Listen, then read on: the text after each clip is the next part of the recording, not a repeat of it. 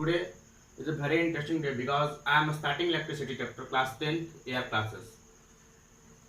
Electricity chapter most of the student को लगता है कि यह एक बहुत हार्ड चैप्टर है, पर यह बहुत ही आसान चैप्टर है। इसको हम लोग सिर्फ ध्यान से देखेंगे, पढ़ेंगे तो हम लोग का बहुत ही आसान लगेगा। यह ज़्यादातर न्यूमेरिकल बेस्ड क्वेश्चन इस पर आता ही है, चाहे वह एग्जाम में हो, चाहे वह बोर्ड एग्जाम हो, चाहे वह स्कूलिंग एग्जाम हो। एग्जाम में जो मेनली है वह न्यूमेरिकल बेस्ड ही क्वेश्चन हम लोग का दिया जाता है। तो इससे पहले है कि हम लोग कुछ कॉन्सेप्ट को समझ लें, उसके बाद हम लोग न्यूमेरिकल को सोल्व करेंगे तो आसान लगेगा।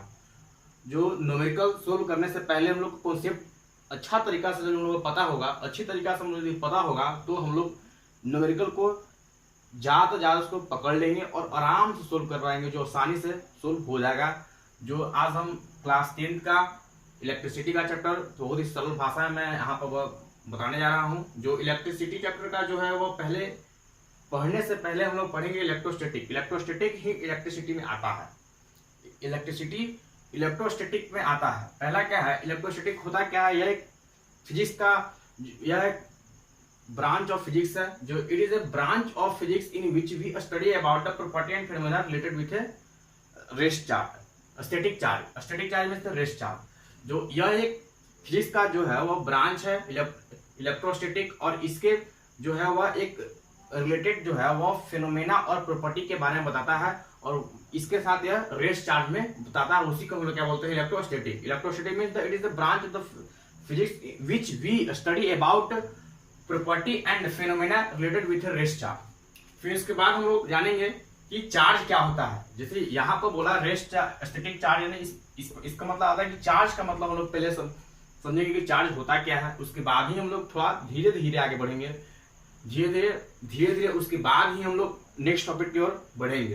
पहला है जो चार्ज है। चार्ज का होता क्या है, चार्ज एक फंडामेंटल प्रॉपर्टी है जो किसी भी मैटर, किसी भी सबस्टांस जो है वह बना होता है, वह which is anything is made up of, और एक किसी भी थिंग्स, किसी भी जो सबस्टांस जो है उससे बना होता है। ऐसे it is a fundamental property of matter by which anything is made up of, यानी यह एक फंडामेंटल प्रॉपर्टी है जो किसी भी एनीथिंग जो है वह इसे बना होता है। फिर हम लोग जानेंगे कि इसका जो है वो हम लोग डिनोट इसको क्यू से करते हैं, यानी it is denoted by Q. इसका जो एसआई यूनिट होता है वह कूलम होता है। और प्रॉपर्टी ऑफ चार्ज, चार्ज के बारे में समझिए। चार्ज क्या है, एक फंडामेंटल प्रॉपर्टी है जो किसी भी सबस्टांस से बना होता है। हर एक सबस्टांस जो है वह बना होता है। फिर उसके बाद है कि property of charge. Property of charge क्या होता है, चार्ज का प्रॉपर्टी क्या होगा। चार्ज के प्रॉपर्टी का मतलब उसका गुण क्या है। चार्ज में जो चार्ज में जो गुण रहेगा वो ऐसा ही नहीं रहेगा कि जो लाइक चार्ज होगा वह उसको रिपेल करेगा, अनलाइक चार्ज होगा वह उसको अट्रैक्ट करेगा। यानी पहला हम लोग इसको लिख सकते हैं, प्रॉपर्टी क्या हो सकता है, like charge is repel to each other and unlike charge is attract to each other. ऐसे हम लोग समझे कि एक यह पॉजिटिव चार्ज है और यह एक या नेगेटिव चार्ज है, वह हमेशा क्या करेगा, वह हमेशा ही वह अट्रैक्ट नहीं करेगा, अट्रैक्ट करेगा सॉरी। और जो लाइक चार्ज है, जो दोनों पॉजिटिव चार्ज है, वह हमेशा रिपेल करेगा। फिर उसके बाद हम लोग चार्ज क्या है, फिर उसके बाद चार्ज का गुण क्या हो सकता है। चार्ज हमेशा जो है वह न तो हम लोग उसको क्रिएट कर सकते हैं, न तो हम लोग उसको डिस्ट्रॉय कर सकते हैं, बट लेकिन उसको हम लोग एक दूसरे फॉर्म में चेंज कर सकते हैं। यानी लिख सकते हैं कि charge neither be create nor be destroyed but it can be change one form to another form. यानी इसका जो है वह हम लोग चार्ज को एक फॉर्म से दूसरे फॉर्म में चेंज करते हैं, न कि उसको हम लोग मतलब ये नहीं हुआ कि ऐसे ये नहीं हुआ कि बड़े चार्ज था, चार्ज को हम लोग ने ऐसे, फिर वह इलेक्ट्रिसिटी था, लाइन, जैसे लाइन हम लोग का बिजली जो है, बिजली हम लोग का घर में आती है तो बिजली का जैसे बॉल जला तो फिर उसके बाद क्या हुआ, बॉल जलने के बाद वह लाइट दिया तो वह पहले क्या था, वह इलेक्ट्रिक एनर्जी था। फिर उसके बाद जो बॉल जला वह क्या हुआ, वह एक लाइट एनर्जी में चेंज हो गया। तो हम लोग क्या बोल सकते हैं कि जो हम लोग एनर्जी जो है ना तो हम लोग क्रिएट कर सकते हैं, ना तो हम लोग डिस्ट्रॉय कर सकते हैं, बट इसको हम लोग क्या कर सकते हैं, एक दूसरे फॉर्म में सिर्फ हम लोग चेंज कर सकते हैं। फिर उसके बाद है चार्ज का जो है वह charge present on a body, जब बॉडी में जब लोग चार्ज प्रेजेंट होता है वह integral multiple of a elementary charge, यानी जो हम लोग का बॉडी में प्रेजेंट होता है चार्ज वह हमेशा integral multiple of a elementary charge में होता है। ऐसे क्यू, इसको हम लोग मैथमेटिकल भाषा में क्या लिख सकते हैं, Q equal to any where Q is a charge of, Q क्या है, चार्ज है, Q चार्ज है, और n क्या है, वह एक इंटीजर होगा, और E क्या होगा, वह प्लस माइनस 1.6 इंटू 10 के पावर -90 कूलम क्या होगा, चार्ज होगा। फिर उसके बाद हम लोग नेक्स्ट टॉपिक का टाइप ऑफ द चार्ज जानते हैं कि चार्ज का कितने टाइप होता है, इसलिए आप लोग पहले इसको देख लीजिए, इसको उतार लीजिए।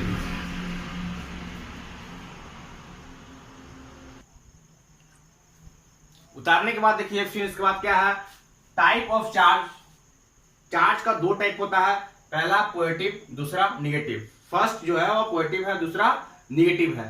जो पॉजिटिव चार्ज किसे बोलेंगे हम लोग, ऐसे हम लोग पॉजिटिव चार्ज क्या बोलेंगे, जिसके पास पॉजिटिव का मात्रा, इट मीन्स द प्रोटॉन ज्यादा हो, उसे हम लोग क्या बोलते हैं, पॉजिटिव चार्ज बोलते हैं। और जिसके पास इलेक्ट्रॉन ज्यादा हो उसे हम लोग क्या बोलते हैं, नेगेटिव चार्ज बोलते हैं। ऐसे इसको हम लोग लिख कैसे सकते हैं भाई, लिखेंगे हम लोग द बॉडी इन विच, एक बॉडी जिसमें number of charge is greater than, चाहे more than number of electron is called a positive charge. जैसे द बॉडी ऑफ, एक बॉडी में, the body in which, body में जैसे number of the proton is greater than number of electron is called positive charge.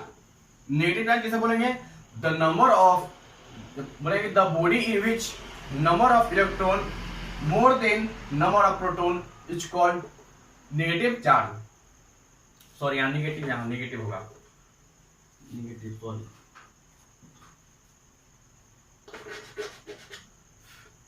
फिर इसके बाद हम लोग जानेंगे कि कूलम्ब्स लॉ क्या होता है। जो पॉजिटिव चार्ज जो था उसके बाद हम लोग जानेंगे कि कूलम्ब्स लॉ क्या होता है। तो कूलम्ब्स लॉ ये फिज, यानी कूलम्ब्स लॉ यदि कोई भी फोर्स ऑफ अट्रैक्शन या रिपल्सन हो, वह हमेशा दो चार्ज यानी Q1 और Q2, ये लोग दोनों क्या है, ये लोग दोनों भी एक चार्ज है, ये लोग दोनों भी चार्ज है। जो F जो है वह चाहे वह अट्रैक्ट करे वह रिपेल करे, वह हमेशा डायरेक्टली प्रोपोर्शनल किस पर है, Q1 इंटू Q2, पर Q1 और Q2 जो है वह कभी सेम भी हो सकता है, वह डिफरेंट भी हो सकता है। फिर उसके बाद जो Q जो होगा वह inversely proportional to 1/r²। 1/r² मतलब क्या है, यह डिस्टेंस बताता है। ऐसे एक एग्जांपल, यहाँ पर Q1 चार्ज है और यहाँ पर Q2 चार्ज है, और इसका जो डिस्टेंस है वो r है। हम लोग क्या लिखेंगे, इसको हम लोग ये लिख सकते हैं, लिखेंगे कि F equal to Q1 into Q2/r², ये हम लोग लिखेंगे। देखिए कूलम्ब्स लॉ क्या बोलता है, कूलम्ब्स लॉ बोलता है कि यदि कोई भी चार्ज होता है, वो चाहे वो अट्रैक्शन हो या रिपल्सन हो, जो फोर्स जो होगा वो डायरेक्टली प्रोपोर्शनल Q1 और Q2 का होगा, यानी चार्ज, पहला चार्ज सेकंड चार्ज का डायरेक्टली प्रोपोर्शनल होगा। और जो सेकंड, और फिर उसके बाद सेकंड क्या बोलता है, सेकंड बोलता है कि जो F जो होगा, यानी फोर्स चाहे वह अट्रैक्शन हो, चाहे वह रिपल्सन, चाहे वह ज्यादा तीरे अपने आप में, जैसे दोनों रहेगा पॉजिटिव तो क्या करेगा, वह रिपेल करेगा। यदि दोनों नेगेटिव रहेगा तो क्या करेगा, धीरे धीरे क्लोजली आएगा तो क्या होगा कि वह जो r का जो है वह डिस्टेंस छोटा होगा। तो इसीलिए क्या बोल रहा है कि जो फोर्स जो है वह फोर्स क्या हो रहा है, फोर्स कम रहा है, फोर्स ज्यादा हो रहा है। यानी ये और ये जो Q1 है वह Q2 से क्लोजली आ रहा है, वह डिस्टेंस कम कर रहा है। इसका मतलब कि वो जो r का जो वैल्यू है वह कम हो रहा है, तो F का वैल्यू क्या होगा, बढ़ेगा। यानी F जो है वह इनवर्सली प्रोपोर्शनल है किसका, r² का। यदि हम लोग F का जो है वह वैल्यू हम लोग घटाते हैं तो r का क्या होगा, r का जो है वह इंक्रीज करेगा। जैसे क्वेश्चन पूछा कि यदि हम लोग F का वैल्यू इंक्रीज करते हैं तो r का वैल्यू क्या होगा, तो हम लोग जिसे देगा कि वैल्यू क्या है उसका, तो जो r का जो वैल्यू होगा, जो F का इंक्रीज कर रहा है तो जो r का जो होगा वह डिक्रीज करेगा। और यदि r जो है वह इंक्रीज कर रहा है तो F जो है वह डिक्रीज करेगा।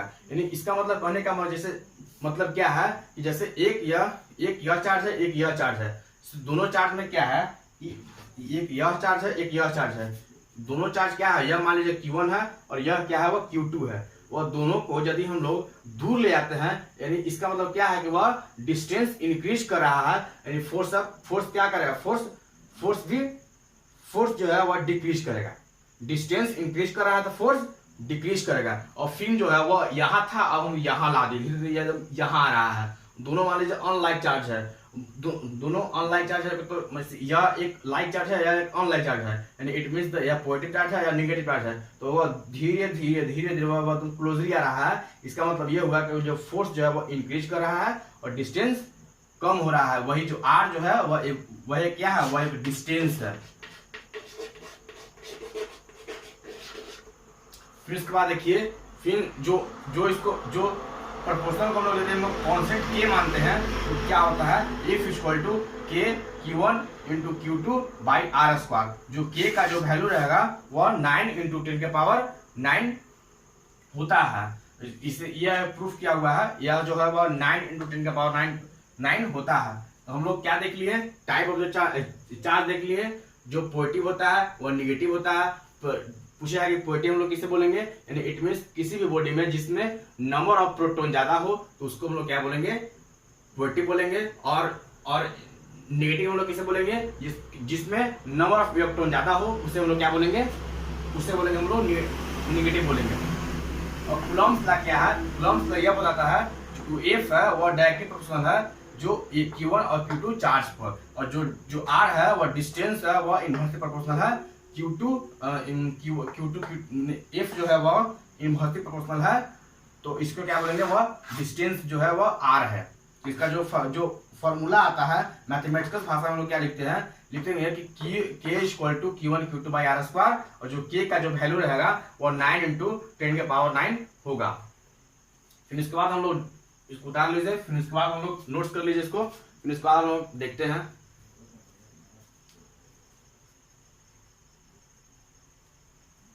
नोट्स करने के बाद फिर इसके बाद देखिए इलेक्ट्रिकल फील्ड, इलेक्ट्रिक फील्ड के बारे में हम लोग थोड़ा जानना है। इलेक्ट्रिक फील्ड क्या है, तो क्या जानेंगे, इलेक्ट्रिक फील्ड क्या है, द एरिया और space around the charge in which charge feel the force of attraction और रिपल्सन। यदि कोई भी एरिया में, कोई भी स्पेस में यदि कोई भी चार्ज फील करे अट्रैक्शन या रिपल्सन, उसी को हम लोग क्या बोलते हैं, इलेक्ट्रिक फील्ड। इलेक्ट्रिक फील्ड का ऐसे और एक अलग डिफिनेशन क्या दे सकते हैं कि force acting per unit charge is called electric field.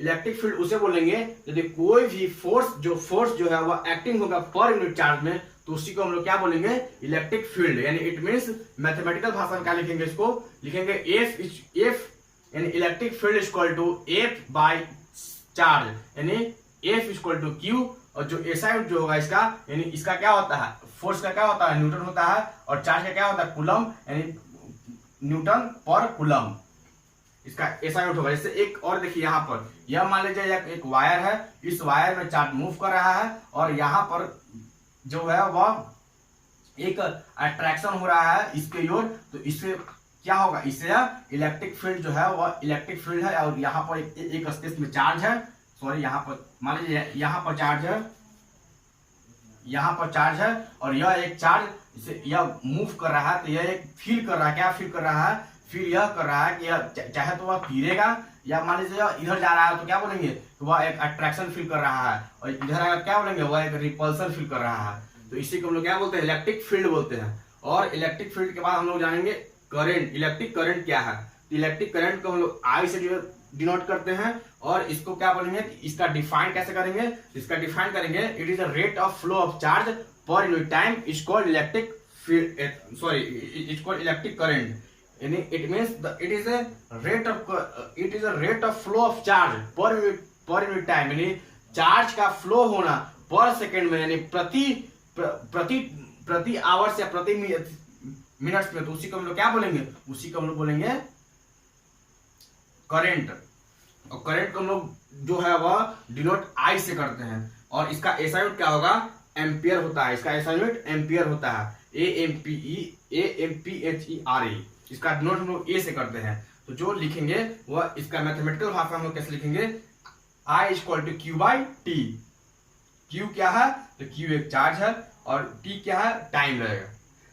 फिर उसके बाद देखेंगे, फिर इसके बाद देखिए एक क्वेश्चन आता भी है कि यदि 1 कूलम चार्ज होगा, 1 कूलम चार्ज होगा तो कितना एम्पियर, कितना बोला है कि 1 कूलम चार्ज को हम लोग कैसे डिफाइन कर सकते हैं, तो लिखेंगे 1 coulomb charge equal to 1 ampere current into 1 second, यानी 1 coulomb charge, 1 coulomb charge 1 ampere में 1 सेकेंड में फ्लो करेगा। समझे, से एक उतना होगा, उसमें एक वायर में उतना करंट 1 सेकेंड में फ्लो करेगा।